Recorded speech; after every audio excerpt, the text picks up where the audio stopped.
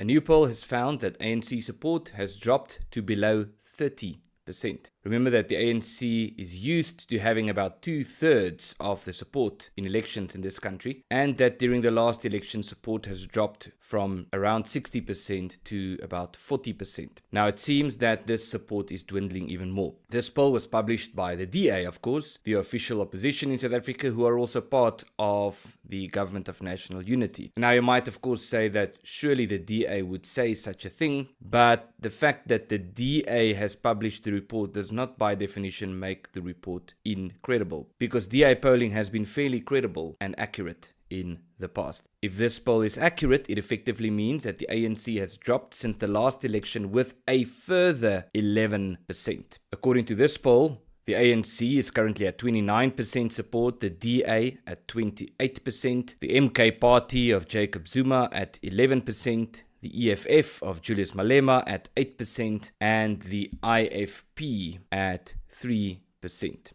The poll also finds that the DA is ahead of the ANC in several metros, including Johannesburg and the Pretoria area, also known as the Tshwane Metro. Now we need to talk about this, about what this means, and also about what could happen in the next few years in South Africa. Now, people in South Africa have developed a somewhat embarrassing habit of premature celebration, especially when news is reported that could somehow be interpreted as good news for the country. We saw that, for example, years ago, you might have forgotten, when Jacob Zuma was elected to be the new president of the ANC and of course the new candidate to be president of South Africa, to take over from Thabo Mbeki. We then saw the same thing when Cyril Ramaphosa was announced to be the ANC's candidate for the election, and of course when he won the election in 2019, famously leading to news reports and editorial comments such as Adrian Basson of News 24 calling Cyril Ramaphosa majestic and a great leader and so forth. We then saw the same type of excitement during the COVID era, at least initially, and then of course last year when the ANC's support dropped dramatically and when the Government of National Unity was announced. It was widely believed that this Government of National Unity would be the solution, or some form of a solution.